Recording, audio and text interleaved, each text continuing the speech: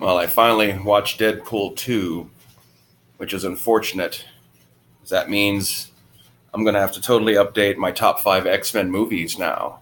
Because Deadpool 2 does displace the Wolverine for number 5. Deadpool 2, I actually personally think was a bit better than Deadpool 1. I laughed a lot more at it. I enjoyed the stabs, pun intended, they made at some of the characters they threw in there. Shatterstar going out the way he did was just very brilliant.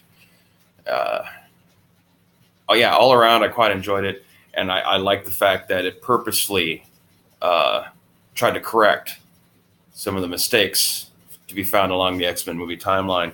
So yes, Deadpool 2 is now my number 5 X-Men movie of all time. X-Men meaning X-Men and related characters as part of the same cinematic universe. Okay, so my number 4 is X-Men First Class. Just a solid, good origin story. Introduces McAvoy as young Xavier and Fassbender as young Magneto. Both excellent bits of casting.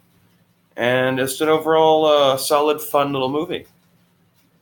Days of Future Past is my number 3. Not a perfect comic adaptation, but it had a really nice, good energy to it.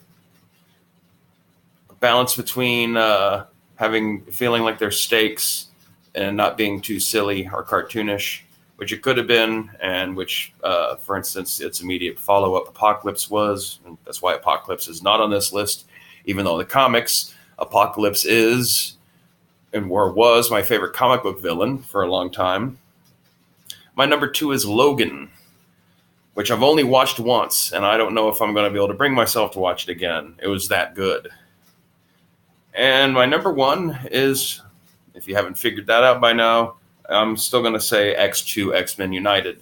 Whereas some of the later movies might have better special effects and inclusion of better characters and might be more comic accurate from time to time, X2 was when X-Men first really started to fire on all of its cylinders as a movie franchise. And it was back when, as a whole, the franchise was still nice and lean and wasn't as cluttered by its own disjointed continuity that it's also now trapped itself in, since it's got to loop back to itself in the timeline, since they've been re-exploring the past instead of progressing forward. So anyway, there it is. You can go to sleep now and rest, assured that you now know what my top 5 X-Men movies are.